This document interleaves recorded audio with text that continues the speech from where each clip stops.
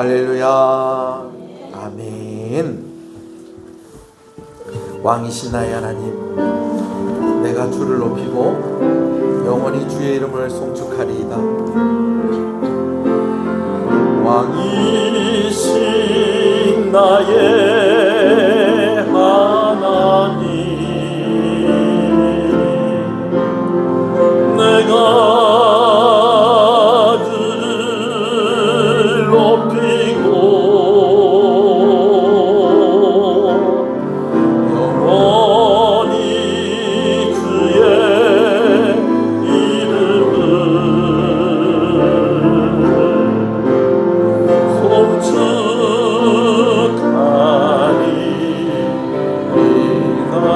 왕이신 나의 하나님, 왕이신 나의 하나님, 내가 주를 높이고 내가 주를 높이고 영원히 주의 이름을 영원히 주의 송축하리이다.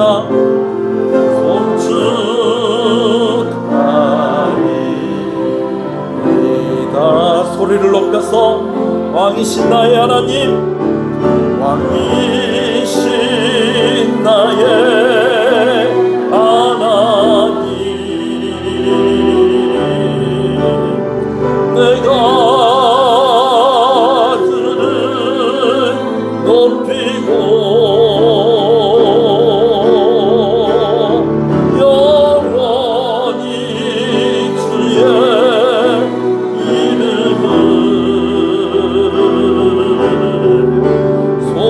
송축하리이다.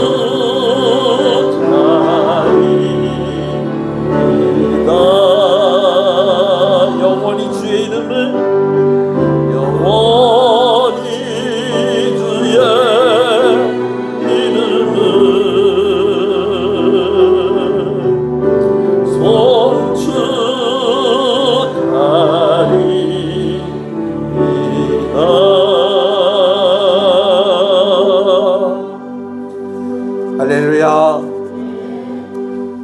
앞서 말씀드린 대로 이번 주는 어린이 주일로 기념하려고 합니다. 근데 딱 어린이들에게만 국한되는 것이 아니라 우리 청소년들을 위한 날이기도 하면 좋겠고요. 우리 청년들을 위한 날이기도 하면 좋겠습니다. 우리 교회에 이렇게 다양한 연령들이 함께 한다는 것이 정말 큰 은혜고 축복인 줄로 압니다. 할렐루야. 어저께 어린이 주일 행사가 있었어요.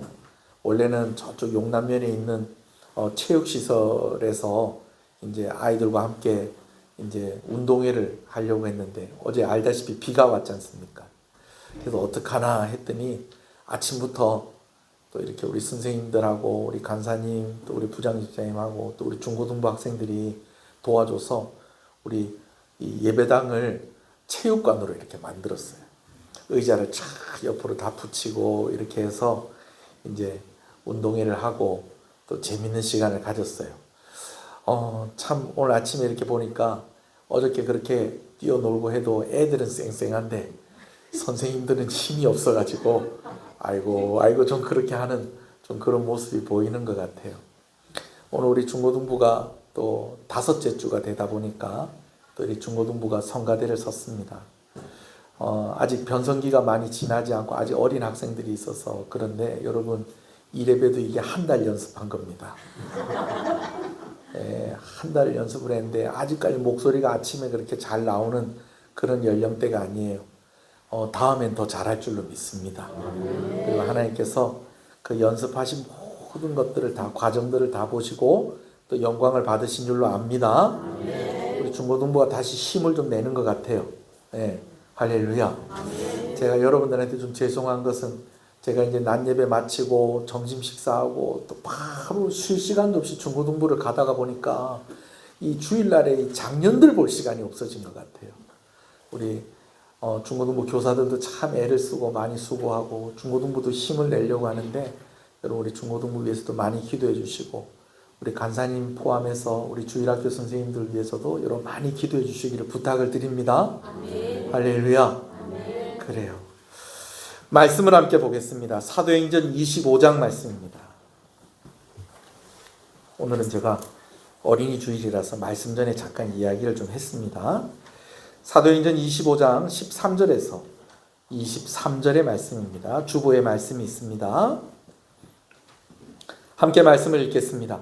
수일 후에 아그리빠 왕과 버니게가 베스도에게 문안하러 가이사랴에 와서 여러 날을 있더니 베스도가 바울의 일로 왕에게 고하여 이르되 벨릭스가 한 사람을 구류하여 두었는데 내가 예루살렘에 있을 때에 유대인의 대제사장들과 장로들이 그를 고소하여 정죄하기를 청하기에 내가 대답하되 무릇 피고가 원고들 앞에서 고소 사건에 대하여 변명할 기회가 있기 전에 내주는 것은 로마 사람의 법이 아니라 하였노라.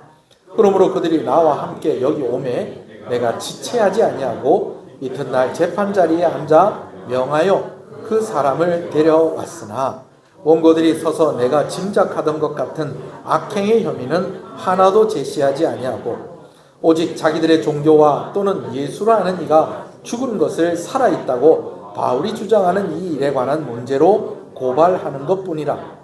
내가 이 일에 대하여 어떻게 심리할지는 몰라서 바울에게 묻되 예루살렘에 올라가서 이 일의 신문을 받으려느냐 한즉 바울은 황제의 판결을 받도록 자기를 지켜주기를 호소하므로 내가 그를 가이사에게 보내기까지 지켜두라 명하였노라니. 아그리빠가 베스도에게 이르되 나도 이 사람의 말을 듣고자 하노라. 베스도가 이르되 내일 들으시니이다 하더라. 이튿날 아그리빠와 버니게가 크게 위험을 갖추고 와서 천부장들과 시중의 높은 사람들과 함께 접견 장소에 들어오고 베스도의 명으로 바울을 데려오니. 여기까지입니다. 우리는요 힘들고 어렵다 보니까 상황이 좀 바뀌었으면 좋겠다, 좀 환경이 좀 나아졌으면 좋겠다 하는 그런 기대를 가지게 됩니다. 그러나 상황이 바뀌고 환경이 바뀐다고 꼭 더 좋아지는 것만은 아니라는 것입니다. 상황이 바뀌고 환경이 바뀐 것이 유리한 사람이 있는 반면에 오히려 더 안 좋아지는 사람들도 있다는 것입니다.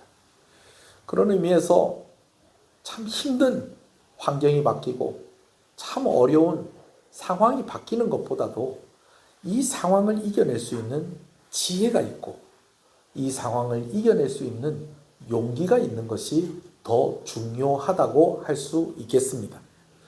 근데 문제는 이 용기와 지혜는 교육을 받고 경험되어짐으로써 얻어지게 되는 것들이다라는 것입니다. 당장 지혜가 필요하고 당장 용기가 필요한데 그럼 어떻게 해야 될까요? 방법이 없는 것은 아닙니다. 지혜가 필요하면요, 나보다 더 지혜로운 분을 가까이 하면 됩니다. 용기가 필요하면요, 나보다 더 힘 있는 분을 더 가까이 하면 되는 것입니다. 여러분, 오늘 지혜가 필요할 때에 하나님을 더욱더 가까이 하시는 여러분 되시길 소원합니다. 그러면 하나님께서 우리에게 지혜를 주실 줄로 믿습니다. 용기가 필요할 때에 하나님께 더 가까이 나아가시는 여러분 되시기를 소원합니다. 그러면 하나님께서 오늘 우리에게 용기를 주실 줄로 믿습니다. 바울이 참 어려운 상황 가운데 있었습니다. 예루살렘 성전에서 그가 사람들에게 끌려서 바깥에서, 성전 바깥에서 죽을 뻔한 위기가 그에게 있었습니다. 여차저차해서 이제 그가 로마 군대에 의해서 보호를 받게 되었는데 사실 보호를 받는다고는 하지만 갇혀 있는 것입니다. 그가 무죄한지를 알고 있었지만은 총독인 벨릭스가 유대인들의 마음을 사기 위해서 사도 바울을 놓아주지 않고 계속해서 가둬놓은 것이 벌써 시간이 얼마나 지났는가 하니 2년이라는 시간이 지났다는 것입니다. 총독 벨릭스는 참 탐욕스럽고 정치적인 사람이었습니다. 사도 바울이 분명히 죄가 없는 것을 그도 알았어요. 근데 사도 바울을 풀어주질 않아요. 왜냐하면 사도 바울을 죽이기를 원하는 사람들이 사도 바울을 풀어주는 것 때문에 실망하게 될까 봐. 그래서 사도 바울을 붙잡아 놓는 것이 그들의 마음을 붙잡아 놓는 것이라고 생각을 했습니다. 그러면서 한편으로는 그의 마음 가운데 또 어떤 마음이 있었는가 하니 사도 바울을 계속 붙잡아 놓으면은 사도 바울의 측근에 있는 사람들이 사도 바울이 풀려나게 하기를 위해서 뇌물을 좀 가지고 오지 않을까 하는 그런 또 기대하는 마음이 그에게 있었던 것입니다. 그래서 그런 여러 가지 사정 때문에 사도 바울이 풀려나지도 못하고 그냥 그렇게 2년이라는 세월을 흘려보냈다는 것입니다. 안타까운 것은 이 총독 벨릭스가 그의 아내 두루실라와 함께 자주 사도 바울을 불러서 그의 이야기를 듣습니다. 여러분, 사도 바울에게 이야기 듣는 것이 어떤 이야기 들었을까요? 복음에 대해서 들었을 것이고 하나님의 말씀에 대해서 그들이 배웠을 것입니다. 근데 참 아쉬워요. 이 벨릭스와 그의 아내 드루실라가 확실하게 회개하고 예수님을 믿었다라고 하는 그런 기록이 없습니다. 만약에 그렇게 되었었다고 하면 사도 바울이 벌써 풀려났겠죠. 그죠? 그런 흔적이 없어요. 참 이런 게 아쉬워요. 그런데 이제 이 2년이라는 시간이 지나고 난 뒤에 사도 바울의 환경에도 변화가 있게 되어집니다. 어떤 변화가 있게 되는가 하니 벨릭스 총독, 11대 총독이었던 벨릭스 총독이 이제는 떠나가고 12대 총독인 베스도라는 총독이 새로 오게 된 것입니다. 여러분, 베스도가 총독으로 오게 된 것이 바울에게는 유리하게 된 것일까요? 불리하게 된 것일까요? 베스도는 벨릭스하고는 좀 달랐습니다. 벨릭스는요, 아까 얘기했듯이 좀 탐욕스럽고 또 좋은 게 좋은 거다, 뭐 이런 사람이었습니다. 그러다 보니까 뭐 그렇게 부지런하지도 않았고 총독으로는 있었지만 백성들을 위한 마음보다는 자기 자신의 욕심을 채우는 것에 더 관심이 많은 사람이었습니다. 그런데 베스도는 좀 달랐습니다. 아주 성실하고요. 그리고 아주 칼 같은 사람이었습니다. 그가 업무 수행을 하는 모습만 봐도 그렇습니다. 배를 타고 오랜 동안 배를 타고 가이사랴에 도착을 했는데 가이사랴에 도착을 하자마자 하루 지나고 그 이튿날 3일째 되는 날 벌써 어디가 있었다는 겁니까? 예루살렘에 가서 예루살렘에 있는 여러 지도자들을 만나게 되어집니다. 그런데 이 베스도가 예루살렘에서 지도자들을 만나는데 대제사장도 그렇고 또 여러 이제 원로들도 장로들도 하나같이 그에게 부탁을 하는 것이 있었다는 것입니다. 그게 뭐냐면 바로 바울에 대한 부탁이죠. 참 변하지 않는 사람들입니다. 그렇게 바울을 죽이려고 애를 쓰는데 2년이 지나도 그걸 포기하고 있었다는 겁니까? 포기하지 않았다는 것입니까? 포기하지 않았다는 것입니다. 거기다가 총독이 새로 왔을 때는 총독에게 뭔가 부탁을 하면 그 총독이, 새로운 총독이 선물을 주듯이 선처를 베푸는 일이 있게 되어지는데, 그 기회를 무엇하는 데 사용을 했다는 것입니까?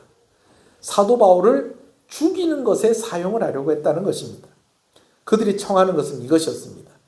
사도 바울이 지금 가이사랴에 있는데, 이 가이사랴에 있는 사도 바울을 예루살렘에 오게 해서 그가 다시 재판을 받게 해달라는 것이었습니다. 그들의 속셈은 이것이죠.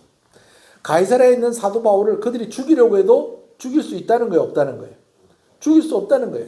총독이 거하고 있는 그곳에 사도 바울이 갇혀 있었기 때문에 사도 바울을 죽이기 위해서 헤롯 궁에 들어갔다가는 이게 반란이 될 수도 있는 것입니다. 근데 예루살렘에 사도 바울의 재판을 받으러 오면 가이사랴에서 이제 예루살렘 오는 길에 사람들을 매복을 해두었다가 사도 바울이 오는 길에 사도 바울을 암살하려고 하는 그런 계획을 가지고 있었던 것이죠. 베스도가 이 사실을 알았는지 몰랐는지, 아니면은 새로 총독으로 와서 이제 모든 원하는 거 다 들어주면 이것도 안 되겠다 싶어서 그런 마음이 들었는지는 모르겠지만, 그들에게 베스도가 이야기하기를 내가 조금 있으면 가이사랴로 돌아가게 될 것입니다. 그리고 당신들이 말하는 바울은 지금 가이사랴에 저희가 지금 잘 지키고 있으니까 염려할 것 없습니다. 그러니 내가 돌아갈 때에 그를 예루살렘으로 오게 할 것 없이 내가 돌아갈 때에 같이 가서 다시 재판을 하십시다. 여러분, 유대인들의 계획과는 전혀 다른, 원하는 것과는 전혀 다른 대답이 나왔죠. 나중에 보면은 이제 이 유대인들이 베스도에게 부탁을 합니다. 아예 그냥 사도 바울이 유죄 판결을 받게 해주십시오 라고 하는 부탁을 했다는 것을 또한 베스도가 하는 말을 통해서 우리가 알 수가 있습니다. 여튼 총독이 바울을 예루살렘에 데리고 오는 것은 허락할 수 없고, 대신에 내가 가이사랴로 갈 때에 같이 가서 다시 재판 한번 해봅시다 라고 하는 그런 청을 들어주었으니 어떻게 하겠습니까? 이제 예루살렘에 있는 유대 지도자들이 베스도를 따라서 이제 가이사랴에 가서 바울을 신문하는데 죄가 있더라는 거예요, 없더라는 거예요? 죄가 없어요. 혐의가 없어요.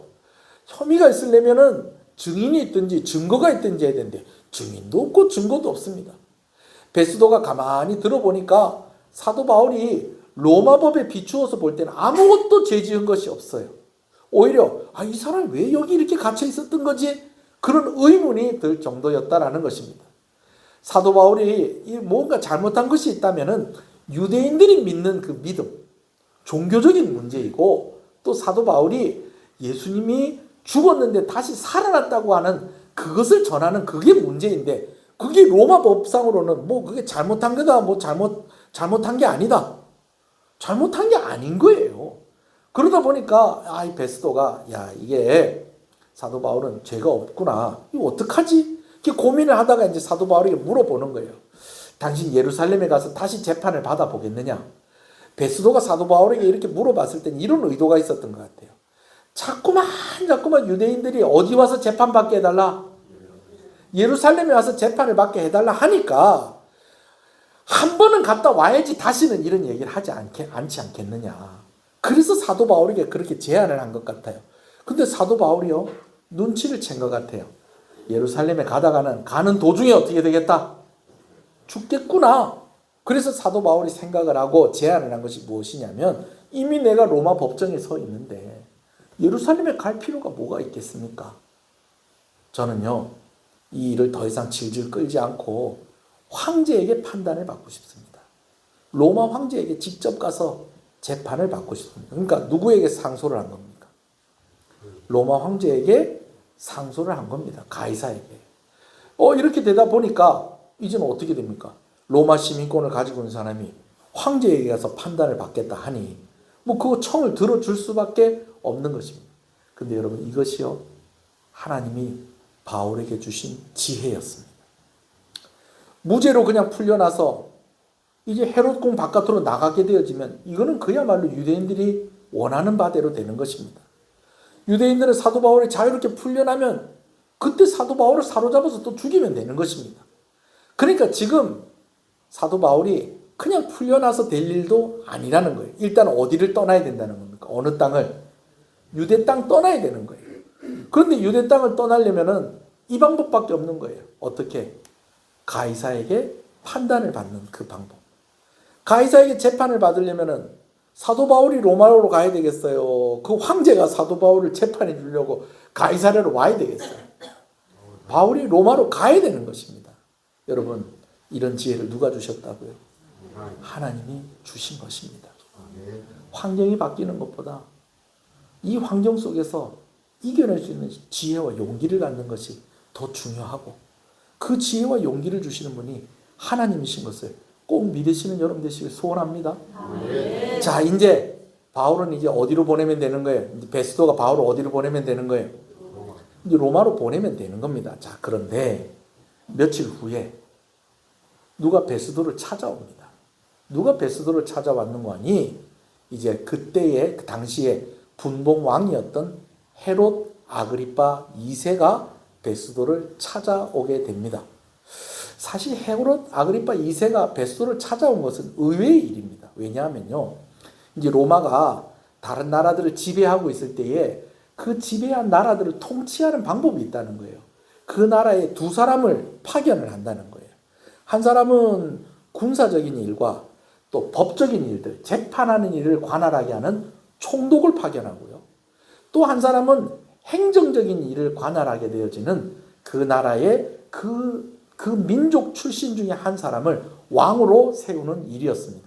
둘 다, 그래서 그 왕을 뭐라고 그런다? 분봉왕이라고 그러는 거예요.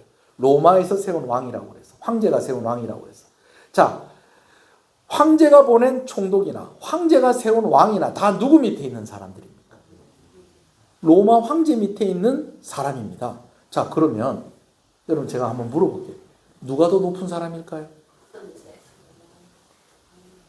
누가 더 높은 사람일까요? 이 답을 할 수가 없어요. 왜?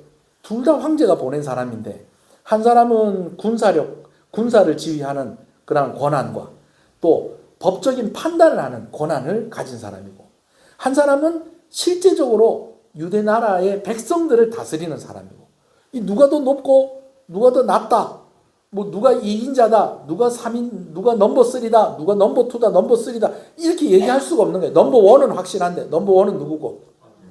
황제가 넘버 1이고, 그 다음 2가 왕이냐 아니면 총독이냐, 이걸 답을 할 수가 없는 거예요. 여러분, 가끔씩 연예인들끼리 요런 이렇게 신경전이 있대요. 뭐 남자 배우들도 그렇고 여자 배우들도 그렇고요. 같이 이렇게 촬영장에 가거나 이렇게 할 때에, 처음 이제 촬영을 하게 되거나 이제 어떤 작품을 같이 할 때에, 그 자리에 갔을 때에 먼저 인사 안 하려고 한다는 거예요. 왜요?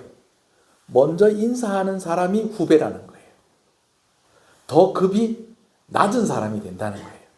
그러니까 서로 자존심 세우고 기다리고 있는 거예요. 와서 먼저 인사해라. 자, 그런데 여러분 보세요. 새로운 총독이 왔어요. 근데 지금 누가 문안을 하러 갔다는 것입니까? 분봉왕 헤롯 아그리파 2세가 지금 총독에게 인사하러 온 거예요. 여러분, 이건 뭘 의미하는 것일까요? 우리식으로 얘기하면, 요번에 총독으로 새로 오셨는데 제가 형님으로 모시겠습니다. 이거하고 지금 비슷한 겁니다, 지금. 자기가 기다리고 있어야 돼요, 원래는 기다리고 있으면서 총독이 새로 왔다는데 아직 안 왔나? 온다 소리 없나? 이러면서 버티고 이렇게 해야지 좀 자존심이 세워지는 것입니다. 그런데 이 아그리파 왕은 그런 사람이 아니었어요. 수완이 참 좋은 사람이고요. 자기의 이익을 위해서라면요, 누구하고도 친구가 될 수 있는 그런 사람이었습니다. 그러니까 자존심 이런 거 중요하지 않다. 새로 총독이 왔는데 이 총독하고 내가 어떻게 지내야 되겠다? 친하게 지내야 되겠다. 그런 마음을 가지고 온 사람인 거예요. 이 마인드가요, 유대 마인드가 아니에요. 로마 마인드예요. 그도 그럴 것이, 이 아그리파 2세가 이 유대 왕이 되기 전에는 어디에서 어린 시절에 자라고 교육을 받았냐면 로마 황실에서 교육을 받았습니다. 왜냐하면은 그의 아버지도 분봉왕이었고, 그의 이제 증조 할아버지도 분봉왕이었고, 그의 할아버지는 솔직히 누군지를 정확하게 알 수가 없어요. 자, 그런데 뭐 그의 삼촌들이 다 왕들이었어요. 결정적으로 자기 아버지가 왕위에 있을 때는 로마에서 그를 데리고 어디에서 키웠다는 거예요? 로마 황실에서 키운 거예요. 여러분, 이유가 있어요. 왜 그랬을까요? 인질의 성격도 있었던 겁니다. 왕으로 딱 세워놨더니 백성들하고 다 마음을 모아갖고 로마에 반기를 들면 안 되는 거예요. 그러기 위해서 로마가 어떻게 한 거예요? 유력한 왕세자를 어디에다 댈다 놓고 로마 황실에다 댈다 놓고 키우면서 무언의 압박을 주는 겁니다. 누구 말 안 들으면 이 왕자 다시 못 본다. 여러분, 근데 이 아그리파 왕은 뭐가 좋은 사람이라고요? 수완이 좋은 사람. 우리 식으로 하면 넉살이 좋은 사람이었어요. 인질로 잡혀가 있었는데 황실에서 만나는 사람들마다 막 친구 다 돼버리고요. 오히려 인맥이 막 그냥 막 넓어지는 그런 이득을 취하는 사람이 되었습니다. 거기다가 막 로마 황실에 있다가 보니까 친하게 지냈던 사람이 나중에 뭐가 돼요? 그 중에 한 사람이 또 황제가 되는 거예요. 그러니까 뭐 총독이 왔다고 해서 괜히 뭐 힘겨루기 이런 거 할 필요 없어요. 이미 이 사람 아니라도 나는 로마에 아는 사람 많고 나는 어쩌든지 뭐 이 사람하고 좀 친하게 지내면서 내가 얻을 거 얻고 또 이 사람이 도와줄 거 있으면 도와줘야 되겠다. 그래서 문안하러 온 것입니다. 자, 그런데 이야기를 이렇게 이야기하다 보니까 좀 많이 친해진 것 같아요. 로마 총독, 이제 유대 총독으로 온 이 베스도가 이 아그리빠에게 나 근데 요즘 조금 좀 골치 아픈 일이 한 가지가 있다. 그러니까 아그리빠가 뭐냐 나한테 얘기해라. 내가 도와주겠다. 그때 이제 이 베스도가 아그리빠에게 누구 얘기를 했을까요? 바울이 얘기를 한 거예요. 내가 총독으로 와서 오자마자 예루살렘에 가서 유대인들 지도자들을 만났는데 이 사람들이 나한테 첫 번째 하는 부탁이 이 사람을 좀 이렇게 좀 재판을 받게 해서 좀 이 사람을 죽일 수 있게 해달라고 하는 그런 부탁을 좀 하더라. 오늘 제가 얘기하는 내용이 지금 본문에 다 있습니다. 이런 부탁을 하는데 그래서 내가 가이사랴에 가서 다시 한번 재판해 봅시다. 그래서 재판을 해봤더니 죄가 있더라는 거예요, 없더라는 거예요? 없더라는 거예요. 그런데다가 이 사람이 이제 누구에게? 로마 황제에게 내가 재판을 받겠다라고 이렇게 이야기를 해버리니까 이제 로마 시민권을 가지고 있는 이 사람을 로마 황제에게 보내긴 보내야 되겠는데 이 사람 보내고 나면 유대인들이 또 실망을 해서 내가 여기서 총독으로 있는 동안 또 힘들지 않을까 하는 또 그런 염려가 있는 이거 어떻게 하면 좋겠습니까? 라고 이렇게 얘기하는 거예요. 여러분, 이렇게 할 때 보통 사람들은 어떻게 할까요? 잘 생각해 보시고 알아서 하십시오. 이런다든지 아니면 이렇게 하는 방법이 아니 있겠습니까? 여러분 이렇게 하지 않겠어요? 근데 아그리빠는 뭐가 좋은 사람이라고요? 수완이 좋은 사람. 그래요? 사실은 나도 좀 그 사람에 대해서 좀 궁금한 게 있었는데 제가 그 사람을 만나볼게요. 여러분 이런 얘기 들으면 고마워요, 안 고마워요? 예? 아니 이런 내가 이번에 물건을 하나 사야 되겠는데 이걸 사야 될지 저걸 사야 될지 내가 잘 모르겠다. 그러면은 알아서 하세요. 이렇게 하면은 내가 고민하는 게 별 관심이 없구나. 이렇게 생각을 할 거예요. 그죠? 근데 내가 볼 땐 요것도 요런 게 좋은 것 같고 요건 또 요래서 좋은 것 같고 이런 것 같아요. 또 요렇게 얘기하면 또 조금 더 마음이 열리면서 그래 이 사람이 또 내 말을 무시하지 않고 또 들어주는구나 싶은데 같이 사러 갑시다. 여러분 이러면요. 마음이 확 열리죠. 거기다가 베스도는요. 얼마나 부지런한 사람입니까? 그 말 듣고요. 바로 그 다음 날에 사도 바울을 만날 수 있는 자리를 만듭니다. 근데 그 자리에요. 아그리빠만 초청을 한 것이 아니었어요. 그 자리에 친로마 성향을 가지고 있는 그런 유력한 사람들을 그 자리에 다 불러 모으게 됩니다. 어떤 사람들이 왔는지 같이 한번 읽어볼까요? 23절 말씀입니다. 23절입니다. 시작. 이튿날 아그리빠와 버니게가 크게 위험을 갖추고 와서 천부장들과 시중의 높은 사람들과 함께 접견 장소에 들어오고 베스도의 명으로 바울을 데려오니 여러분 무슨 장소요? 접견 장소. 그러니까 바울이 지금 로마 황제에게 지금 상소를 했기 때문에 이게 재판은 아닙니다. 그러니까 뭐하고 좀 비슷하냐면 청문회, 좀 그런 성격이라고 보시면 돼요. 자, 요런 자리에 이제 바울을 이제 세우는데, 제일 처음에는 누가 와 있느냐? 여기 나와 있진 않지만 일단은 총독이 나와 있을 거예요. 그죠? 총독이 있고. 그 다음에 누가 와 있다고요? 그 다음 누구라고요? 이튿날 아그리빠. 아그리빠가 지금 누굽니까? 유대의 왕입니다. 분봉 왕입니다. 지금 아그리빠가. 그리고 아그리빠와 함께 또 누가 와 있다고 그래요? 버니게라는 사람이 와 있는데, 이 버니게는요, 여자입니다. 여잔데, 이 버니게는 아그리빠의 1살 차이 나는 친여동생입니다. 근데 이 버니게가 여기 같이 와 있어요. 사실은 둘이 소문이 좀 있어요. 어떤 소문이 있느냐 하면, 이때 당시에 또 이 타락을 하고 하다가 보니까 친동생하고 친오빠가 연애를 한다는 소문이 있는 거예요.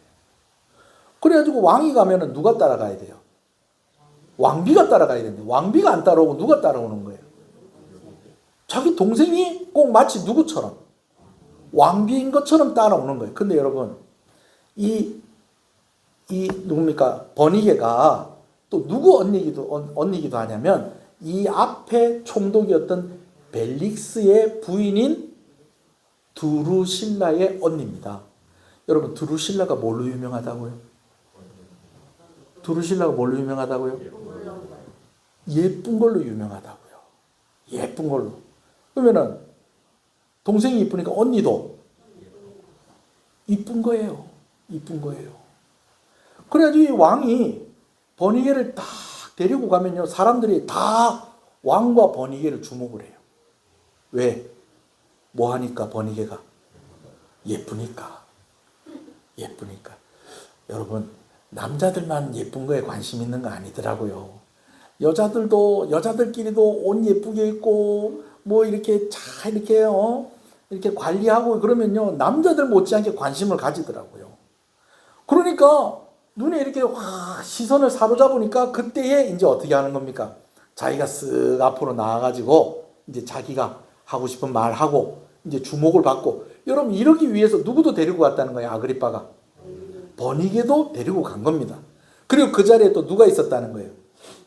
천부장들이 있어요. 이 군인들 중에서도 이제 장교들이, 이제 천부장들이 있고, 또 그 다음에 또 누가 있었다는 거예요? 시중에 이제 높은 사람들은 여기 다 모인 겁니다. 그런데 이들이 그냥 모인 게 아니에요. 이들이 어떻게 모였는지를 설명하는 말이 있는데, 아그리빠와 버니게가 어떻게 크게 위험을 갖추고 그 자리에 왔다는 거예요. 근데 아그리빠와 버니게만 그런 게 아니라 그 자리에 있는 사람들 다 그렇게 하고 온 거예요. 무슨 말이냐면, 크게 위험을 갖췄다라는 이 위험이라는 이 말이 성경 이 헬라어 원문으로 보면 우리가 잘 아는 단어가 연상이 되는 말이 있어요. 판타지아라는 말입니다. 판타지아. 이 원래 보여지다라는 말이에요. 보여지다라는 말인데, 여러분, 이 판타지아라는 말이 나중에 뭘로 변해서 우리한테 잘 쓰는 말이 됐을까요? 그렇죠. 판타스틱. 그러니까 이 사람들이 옷을 입고 왔는데, 딱 차려입고 왔는데 어떻게 입고 왔다는 거예요? 판타스틱하게 입고 왔다는 거예요. 이유가 있어요. 총독이 새로 온 지 얼마 안 됐어요. 물론 취임식을 했는지 안 했는지 모르겠지만은 우리가 추측을 해보건대 와서 3일 만에 어디 갔어요? 예루살렘 갔다가 거기서 한 8일에서 10일 머물다가 다시 가이사랴로 와서 사도 바울 재판석에 세우고, 그러고 나서 한 이틀 지나고 난 뒤에 누가 온 거예요? 아그리빠 왕이 문안하러 온 거예요. 그러니까 그 날짜들을 다 계산해 보면 15일 정도밖에 안 돼요. 아직 한 달이 안 된 거야. 그러니까 정식 취임식이 안 열렸을 가능성도 많은 거예요. 그러니까 새로운 총독이 뭐 오늘 오면 뭐 아주 뭐 좀 중요한 일이 있으니까 뭐 그렇다 부담은 갖지 말고 모이시오 이러면서 연락을 딱 한 거예요. 근데 그날 총독 처음 보는 날이야. 그럼 총독을 처음 보러 갈 때에 어떻게 입고 가겠어요? 뭐 추리닝, 청바지, 뭐 목 늘어난 티 이런 거 입고 가겠어요? 쫙 빼입고 가는 거예요. 왜? 그렇게 입고 가야지 내가 유대 땅에서 내가 이 정도 힘 가지고 사는 사람입니다 라는 것을 보여줄 수 있는 겁니다. 이해가 되세요? 이해가 되세요? 우리 중고등부 이해가 되세요? 네. 네, 이 정도 사람입니다. 여러분, 총독이 그때 당시에 뭐 그런 게 있었는지 모르겠지만 훈장 같은 거 있으면 있는 거 없는 거 다 달고, 그 다음에 이 뭡니까? 아그리파 왕 같으면은 왕관 있으면 왕관도 쓰고, 뭐 망토 있으면 망토 탁 하고, 그 다음 버니게도 뭐 그냥 후줄근한 그냥 뭐 그런 거 입혀가는 게 아니라 어떻게 막 진짜 막 공장이 날개를 쫙 핀 것처럼 막 그냥 막 번쩍번쩍한 거 그거 입혀가지고, 그렇죠, 블링블링하게 막 그래가지고 데리고 가고, 천부장들은 뭐 그냥 뭐 다 째진 그런 군복 뭐 이런 거, 이번에 우리 아들이 휴가를 나왔는데요, 번쩍번쩍한 옷을 입고 왔더라고요. 그래서 야, 이거 탐난다, 이거 뭐냐 그랬더니, 이 A급이야, A급. 휴가 나올 때 A급을 입고 나오는 거예요. 우리가 알잖아요. 로마 이 갑옷 알잖아요. 이 로마 장병들이 이렇게 하는 거. 일반 사병들 말고 이 장군들이 입는 옷, 막 여기 보면 황금 독수리 막 여기 막 새겨져 있고 막 그런 거 다 막 금단추 막 있는 거 없는 거. 그다음 막 투구도 막 하는데 깃털이 막 다 막 히리리리리 이런 게 아니라 빳빳하게 서 있는 그런 거 딱 입고 가는 거예요. 왜? 오늘 처음으로 누구 만나는 자리입니까? 총독 만나는 자리니까.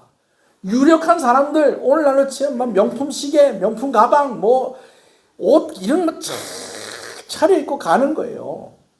여러분, 그 그림이 오늘 주보에 나와 있어요. 또 이런 걸 해놓으면 누가 이제 언제 또 이 사진을 찍어놨노? 근데 이게 사진 찍어놓은 게 아니고 그림 그려놓은 거예요. 근데 사실 사도 바울을 지금 너무 멋있게 그려놨어요. 지금. 제가 이렇게 보니 사도 바울의 키가 한 180은 되는 것 같아요. 누가 사도 바울인지 알겠어요, 여러분? 서 있는 사람이요. 근데 이렇게 멋있지 않았어요, 사도 바울이. 왜? 2년 동안 어디 갇혀 있었던 거예요? 감옥에 갇혀 있었어요. 손에 뭘 차고 있습니까? 그렇죠. 쇠사슬을 하고 있는 거예요. 죄인이 아닌데 마치 뭐처럼? 죄인인 것처럼. 자, 근데 옆에 한번 보세요. 자, 추측하건대 누가 왕 같아요? 여기 누가 봐도 빨간 색깔. 네, 빨간 담요 입고 있는 사람 무릎 담요 아니에요, 이거? 그 옆에 파란 옷은 버니게. 그 옆에 이렇게 약간 미색으로 이렇게 하얀색 그거는요. 총독, 새로운 총독. 그다음에 그 주변에 이제 다 군인들도 막 갑옷 막 번쩍번쩍하고 이렇게 하고 있죠. 사도 바울을 만나러 온 건지, 누구를 만나러 온 건지, 새로운 신임 총독을 만나러 온 건지. 사도 바울 만나려면 이렇게 안 입고 왔겠죠. 그죠? 뭐 그냥 뭐 안 올 사람들도 있었을 거예요. 근데 이 자리가 신임 총독을 만나는 자리다 보니 번쩍번쩍하게 입고 온 겁니다. 근데 그에 비해서 감옥에 갇혀 있었던 사도 바울의 모습은 어땠다는 것입니까? 죄인이 아닌데 마치 무엇처럼? 죄인인 것처럼. 그렇게 초라하게 그들 앞에 서 있었다라는 것이죠.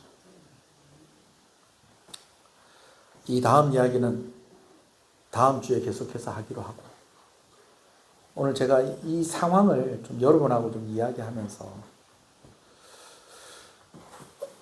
오늘 좀 말씀을 좀 특별하게 좀 이어가려고 해요. 뭐냐면요, 그럴 이유가 있어요. 어떤 말씀은요, 이렇게 말씀을 읽다가 보면 분명하게 우리에게 해답을 제시해 주는 말씀이 있어요. 어떤 말씀이 있다고요?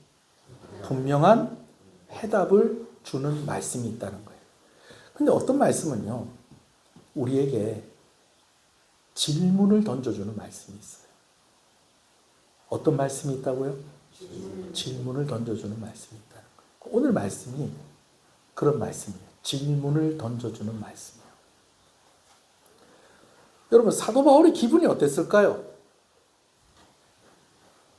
내가 오늘 또 새로운 총독이 그 많은 또 로마 사람들 앞에서 자기가 또 변론할 수 있는 기회를 준다고 해서 가는데 자기 손을 탁 쇠사슬로 묶어가지고 그들 앞에 세웠는데 그들이 다 어떻게 하고 나온 거예요?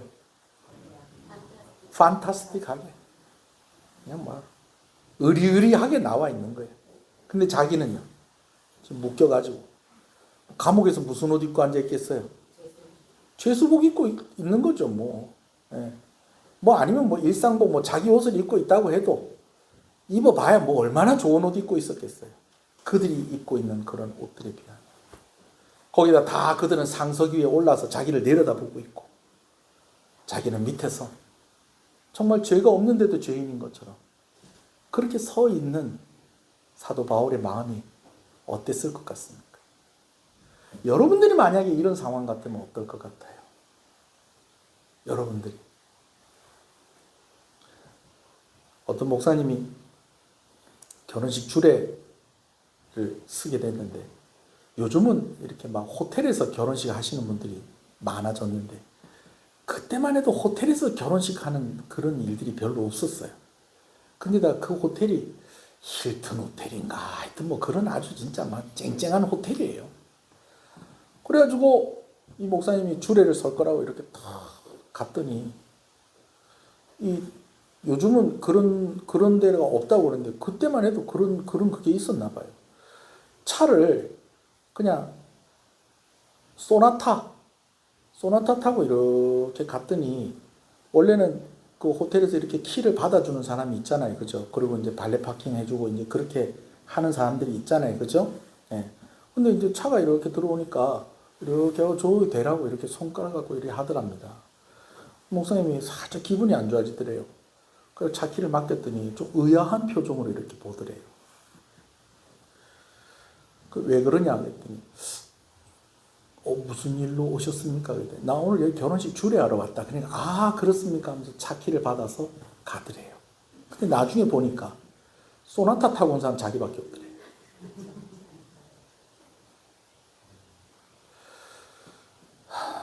예를 들려고 제가 얘기한 거예요.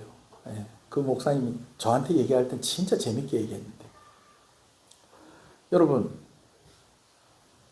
우리가 누구를 만났는데 기가 확 죽을 때가 있어요.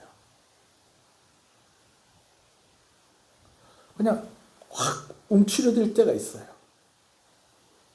좀 마음이 그냥 아무것도 안 하고 왔는데 집에 왔는데 괜히 막 짜증이 나고 막 그럴 때가 있어요. 어렸을 때는 다 똑같죠, 뭐. 다 똑같죠. 통영시내 뭐 어느 정도 뭐 20대, 10대, 20대들은 거의 태어난 데가 다 똑같습니다. 잠오산부니까. 다 거의 뭐 거기서 다 태어났어요. 통영 시내에서 태어났으면 지금 10대, 20대들은. 그죠? 거기 가서 애들 한번 보세요. 애들 다 똑같아요. 물론 우리 애가 제일 이쁘지. 그렇긴 하지만 다 똑같은 이불 덮고 똑같은 기저귀 차고 다 그러고 누워 있어요. 여러분 그러다가요. 이 애들이 조금씩 크면서 차이가 나기 시작을 합니다. 차이가 나기 시작을 해요. 뭐 학교 다닐 때는 뭐 공부 잘하는 애들도 있고 운동 잘하는 애들도 있고 또 그 중에서 또 좀 이쁜 애들도 있고 그 중에 좀 못생긴 애들도 있고 뭐 그러면서 뭐 그런다 하지만 그게 별 차이는 안 나요. 그러다가 이제 중고등학교 졸업하고 대학을 가게 되면 이게 이제 조금 차이가 나는 걸 좀 느껴요. 어떤 애들은 조금 더 좋은 대학을 가고 또 어떤 애들은 조금 좀 덜한 데 가고 어떤 애들은 대학 가지 않고 또 다른 선택을 하고 그래도 길에서 친구들 만나면 잘 지내나? 뭐 어찌 지내는데? 뭐 그러면서 막 이렇게 뭐 하고 그렇게 해요. 그러다 또 군대 가면 또 다 똑같아져요. 예. 군대 가면 또 다 똑같아지는데 이제 군대 갔다 오면 제대하고 나면 이게 또 달라지는 거예요.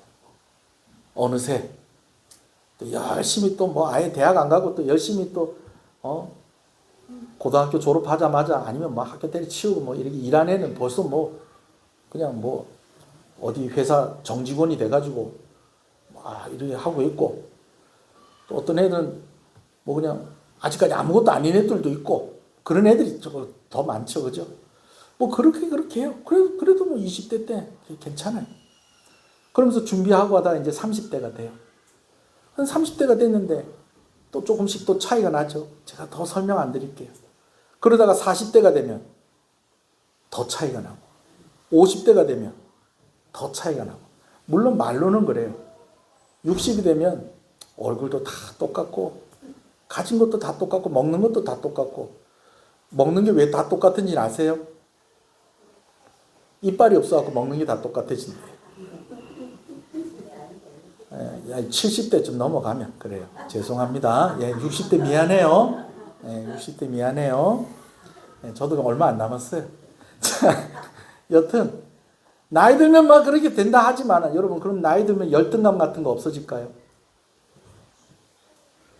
주머니 뭐 이렇게 뭐 돈 없어도 뭐 하나 걱정도 안 되고 뭐 그냥 뭐 다 그냥 통달하고 다 그럴까요? 여러분, 그렇지 않아요. 돈 없어서 서러운 거 똑같아요. 더 심해질 수도 있어요. 나이 들어서 돈 없으면. 나이 들어서 돈 없으면 더 심해질 수도 있어요. 물론 지금 바울의 상황과 오늘 우리가 살다가 보면 겪게 되지는 그런 상황이 똑같은 상황은 아닙니다. 그런데 여러분 어떠세요? 이왕이면 예수 믿는 거, 예수 안 믿는 거 그거 따지지 말고, 이왕이면 이 상황 속에서 여러분들은 어디에 속해 있으면 좋겠어요? 묶여서 사람들 앞에 이렇게 죄인처럼 서 있는 사람처럼 됐으면 좋겠어요? 아니면 딱 상석에 폼 잡고 여러분 이러고 있었으면 좋겠어요? 상석에 폼 잡고 있으면 좋겠죠. 근데 오늘 이 말씀이 질문을 주는 말씀이라고 그랬어요. 제가 여러분한테 좀 질문을 좀 하려고 그래요. 이번 주에 노예 임력원 회의가 있었어요. 노예 마치고 난 이제 마무리를 해야 되니까. 근데 이제 어떻게 하다 보니까 임실만 장로님이 노예 임원이 됐고, 또 저도 노예 임원이 됐어요. 둘이 이제 같이 이제 노예 임원회를 하러 창원에 이제 참 좋은 교회 갔는데, 참 좋은 교회 목사님이 이번에 노회장이 되셨거든요. 임원회 하기 전에 잠깐 예배를 드리는데 목사님이 말씀을 두 군데 읽어주시는 거예요. 첫 번째 말씀이 민수기 18장 20절 말씀이에요. 제가 읽어드릴게요. 여호와께서 또 아론에게 이르시되 너는 이스라엘 자손의 땅에 기업도 없겠고 그들 중에 아무 분깃도 없을 것이나 내가 이스라엘 자손 중에 내 분깃이요 내 기업이니라. 우리가 민수기 말씀 가지고 지난달까지 우리가 새벽기도 말씀을 봤잖아요. 근데 하나님께서 인구조사 탁 하고 났는데 각 지파들마다 땅을 이렇게 나눠주겠다라고 하면서 약속을 쫙 주시면서 지파들마다 너희는 어디 땅을 줄 거고 어디 땅을 줄 거고 막 이러면서 합니다. 그러다가 12지파 싹 다 얘기하고 난 뒤에 이 레위 지파에는 이야기를 할 때 너희는 땅 준다 안 준다? 안 준다. 받을 거 있다 없다? 없다. 대신에 너희의 기업이 누구다? 내다. 너희의 기업, 너희의 분깃이 무엇이다? 나다. 하나님이다. 내가 너희의 기업이고 내가 너희의 분깃이다. 그러면서 목사님 이 말씀 읽어주시면서 뭐라고 얘기하시냐면 저는 목사하는 게 너무 좋습니다. 그러는 거예요. 저도 마찬가지. 그래서 다른 분들은 빨리 은퇴할 거라고 그러고 특히 그 임 목사님 사모님이, 제 아내가 그런 게 아니고 그 목사님 사모님이 빨리 정년까지 있지 말고 적당히 목회하다가 그만하고 이렇게 안 했으면 좋겠다는 거죠. 사모 오래 하고 싶지 않다는 거예요. 사모님 오래 하고 싶지 않다는 거예요. 목사님 사모님. 근데 목사님은 목회하는 게 너무 좋고 목사로 사는 게 너무 좋아가지고 정년 꽉 채워서 목회하고요. 나중에 어디 좀 이렇게 은퇴한 목사라도 어디 쓰는 데 없는가 살펴보고 있으면 거기 가서 조금 더 목회하다가 그러다 자기는 이제 죽고 싶다는 거예요. 생을 마감하고 싶다는 거예요. 저도 동감이에요. 저도 마찬가지예요. 그런데 목사님이 이 말씀 읽으면서 어떤 얘기를 하느냐? 목사님들.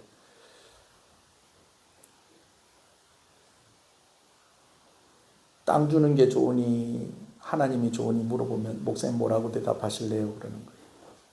근데 거기 앉아 계시는 임원 목사님들 중에서 절반이 우리같이 이렇게 예배당에 있는 목사님이 아니세요. 상가교회 목회하시는 목사님들이세요. 절반이.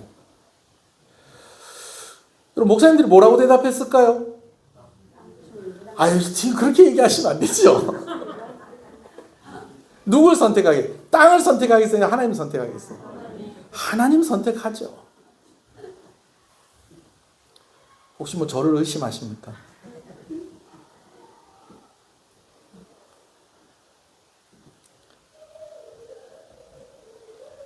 목사님들은 원래 이렇게 설교 시에는 물어봐도 대답 잘 안 하거든요.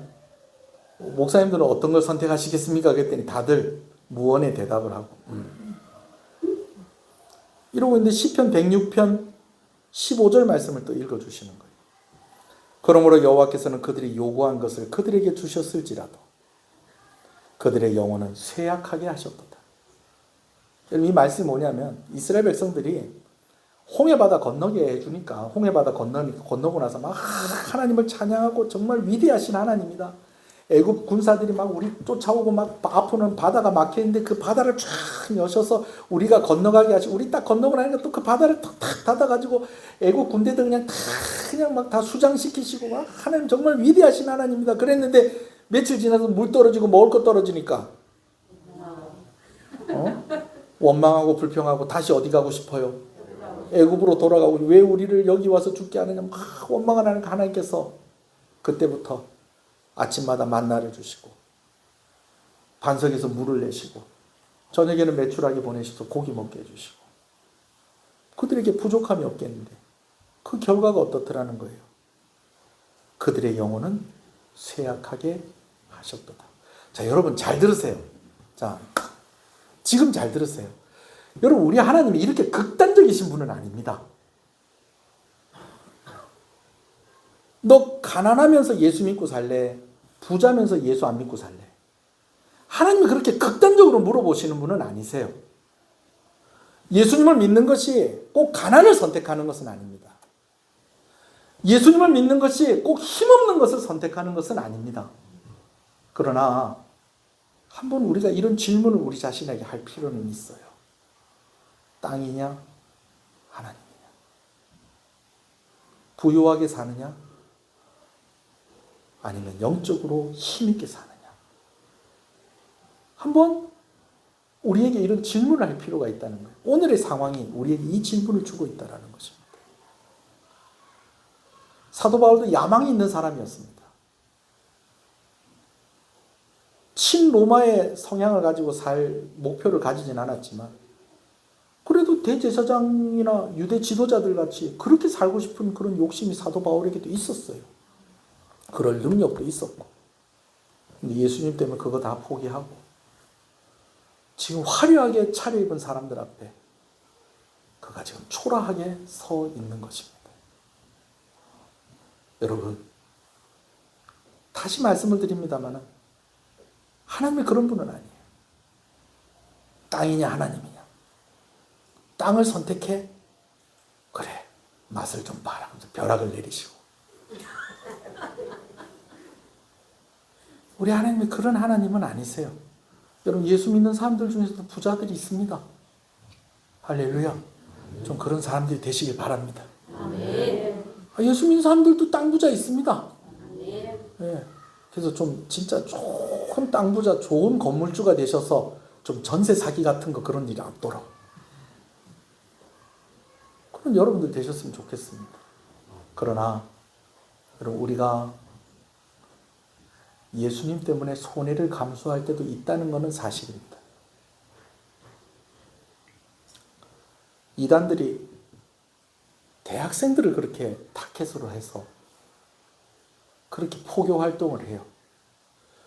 요즘 뭐 여러분들 다큐멘터리 얘기를 들어봐서 알겠지만 JMS 어디 신천지 뭐 이런 다 이런 제일 집중적으로 건드리는 데가 어디냐면 대학생들입니다.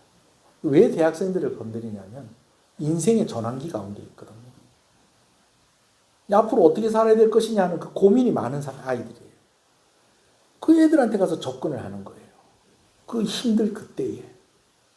자, 그런데 여러분, 참 복잡하고 힘들 때가 그때입니다. 여러분, 우리 청년들 위해서 기도 많이 해주셔야 됩니다. 우리 중고등학생들, 우리 어린 자녀들 위해서 기도 많이 해야 됩니다, 여러분. 판단력이 흐려질 수 있고요. 마음이 흔들릴 때가 많이 있다니까요. 옛날에는요, 다 가난하게 살았어요. 그러니까 초막이나 궁궐이나 내 주 예수 계신 곳이 그 어디나 하늘나라, 이 찬송 아무나 다 불렀어요.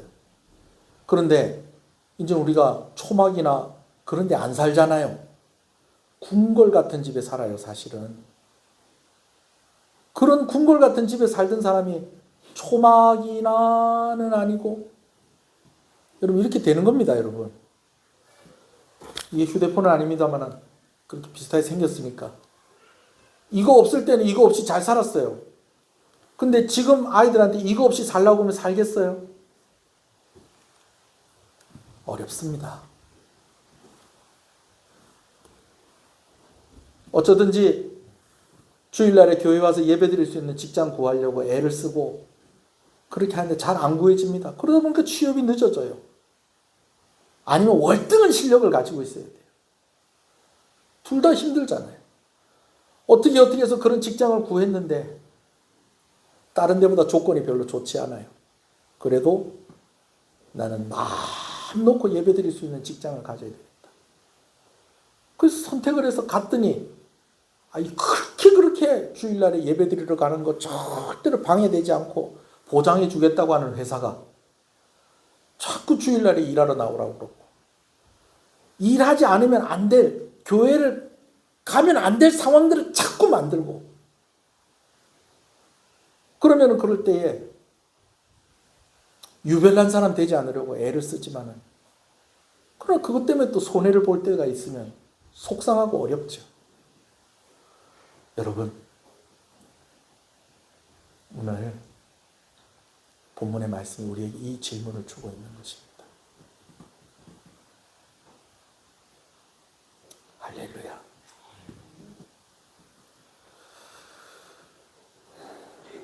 다시 말씀을 드리지만 예수님 믿는 것이 가난을 선택하는 것이고, 예수님을 믿는 것이 손해보는 것을 선택하는, 그것을 하나님이 강요하고 계시진 않습니다. 그러나 우리가 그렇게 결단하고 또 우리가 이 질문을 우리가 좀 가지면서 살아갈 필요는 있다라는 것입니다. 오늘 여러분들의 대답을 어떻게 하시겠습니까? 대답 안 하셔도 됩니다.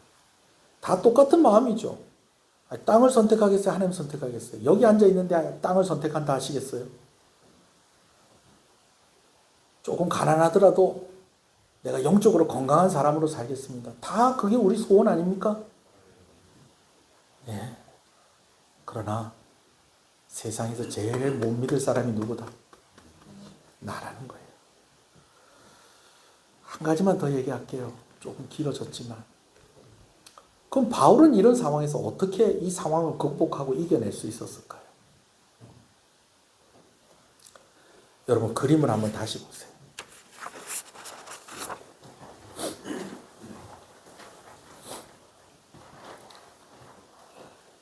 바울이 서 있는 그 자리, 딱 그 장소는 아닙니다만은 그 자리에 예수님이 서셨어요.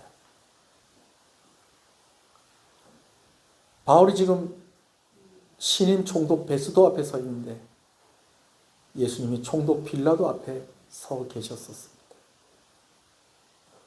지금 사도 바울이 아그리빠 왕 앞에 서 있는데 예수님이 그의 할아버지 헤롯 안디바 앞에 서 계셨습니다. 빌라도가 너무 골치가 아파가지고 예수님을 아무리 봐도 죄가 없는데 유대인들은 예수님을 죽이라고 그러고 이거 어떡하면 좋지? 가만히 생각해 보니까 예수님이 갈릴리 사람이라는 거예요. 갈릴리 사람이면 갈릴리 왕에게 보내야 되겠다. 왜 내가 해결 못하겠다 그래도. 갈릴리 왕에게 보냈는데 그 갈릴리 왕이 누구였다는 거예요? 헤롯 안디바입니다. 우리가 얘기하는 분봉왕 헤롯입니다. 보냈더니 헤롯이요. 예수님에게 막 이런 질문 저런 질문을 해요. 왜? 예수님이 소문을 들었거든요. 이 헤롯이 세례 요한 죽인 바로 그 헤롯입니다. 예수님 소문을 들어서 이런저런 질문을 했는데 그 이런저런 질문을 한 게 뭐냐면 내 앞에서 한번 기적을 한번 보여달라는 거예요. 그러면 예수님께서 기적을 보여달라고 그 앞에서 뭐 물을 포도주로 만들든지 뭐 무화과 나무가 확 시들게 한다든지 뭐 이런 거 보여주셨어요. 십자가 고난 앞두고 계신 분이 아무 말도 안 하니까 헤롯 왕이 예수님에게 자기가 입고 있던 빛나는 옷을 입혀주면서 그래 네가 유대인의 왕인데 아이고 이 모양 이런 몰골을 하고 다니면서 뭘 유대인의 왕이라고 하겠냐. 내 옷 하나 줄 거니까 오늘 네 그래 유대인의 왕 하면서 살아라 이러면서 예수님을 함께 거기 있는 자리에 있는 사람들과 함께 조롱하고 그렇게 해서 빌라도에게 다시 돌려보냅니다. 헤롯이 입혀준 빛나는 옷을 입고 온 예수님의 모습을 보면서 빌라도가 용기가 생기는 거예요. 아예 아무것도 아니구나. 내가 죽여도 되겠구나. 그래서 예수님 십자가에 달려 죽으신 겁니다. 이 상황이 우리가 자존심 상하고 위축되고 그런 상황하고 똑같은 상황은 아니에요. 근데 여러분 그 마음을 예수님이 아세요. 돈 없고 힘 없고 위축되고 마음이 오그라드는 그 마음을 예수님이 아세요. 바울이 2년 동안 갇혀 있었는데 그 마음 예수님이 아세요. 하나님이신 예수님이 우리를 위해서 30년이 넘게 이 땅 가운데 사시면서 그 시간들을 기다리셨어요. 기다리는 답답함을 예수님이 아세요. 그래서 예수님 때문에 손해보기를 택하고 예수님 때문에 주저앉아 있는 사람들 예수님이 귀하게 보세요. 할렐루야. 한번 기도하시겠습니다.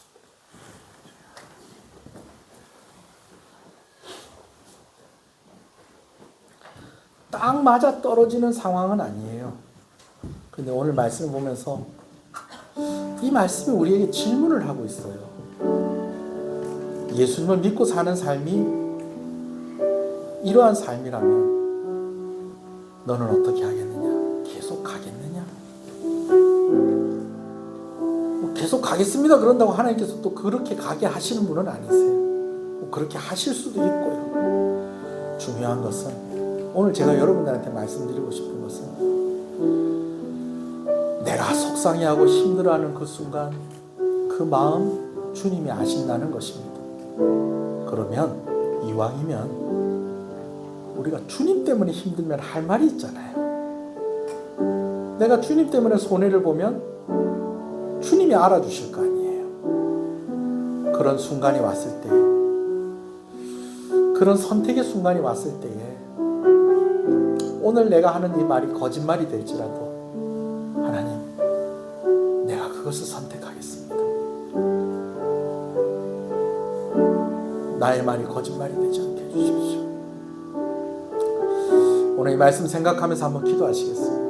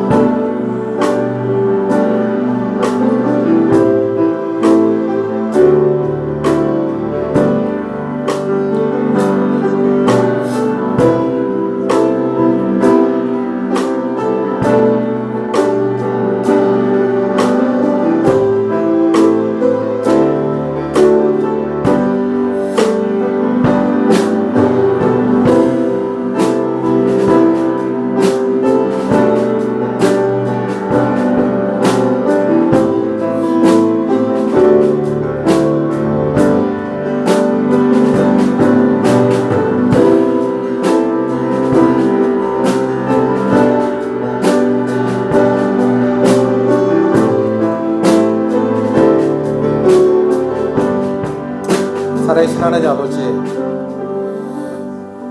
오늘 본문이 우리에게 툭 던져주고 있는 이 질문에 대해서 우리는 다 사실은 해답을 가지고 있습니다. 그러나 자신 있게 대답하지 못하고 머뭇거릴 수밖에 없는 것은 솔직한 우리의 연약함 때문인 것입니다. 너희를 위한 분깃이 없고 너희를 위한 기업이 없지만 내가 너희의 기업이 되고 분깃이 되겠다라고 하는 그 하나님 말씀에 우리는 진심으로 아멘 할 것입니다. 그런데 실제적으로 그보다 더 작은 질문과 결단의 순간이 왔을 때에 우리는 또 흔들릴 것이라는 것을 너무나 우리 자신이 잘 알고 있습니다. 그래서 하나님의 은혜를 구합니다. 바울이 주님이 쓰셨던 그 자리에 섰던 것처럼 우리도 그 자리에 서면 얼마나 영광이겠습니까? 그러나 두려운 마음도 있습니다. 어떤 때든지 우리가 위축되지 아니하고 하나님을 선택할 수 있는 믿음을 가진 자들이 되게 하여 주시옵소서. 무엇보다도 이런 상황 가운데 있을 때에 나를 위해서 이러한 자리에 오셨던 그 예수님을 생각하며 용기를 내는 이들이 되게 하여 주시옵소서. 오늘 이 말씀을 들으면서 또 어떤 이들은 갈등할지도 모르겠습니다. 그러나 하나님 우리에게 감당할 만한 것들만 요구하신다는 것을 우리가 믿고 의지하며 흔들리지 않기를 바랍니다. 은혜 없이는 살 수가 없습니다. 결국은 주님께서 도와주셔야 합니다. 하나님 은혜를 주시옵소서. 젊은이들을 위해서 다시 기도합니다. 다음 세대들을 위해서 다시 기도합니다. 세상의 좋은 것에 너무 맛을 많이 봐서 차마 그것들을 버리지 못하고 주님을 선택하는 것에 머뭇거리는 것이 아니라 정말 하나님 사랑하는 마음, 하나님 주시는 기쁨이 무엇인지를 잘 알고 하나님을 선택할 수 있는 결단과 믿음이 그들 가운데 있게 하여 주시옵소서.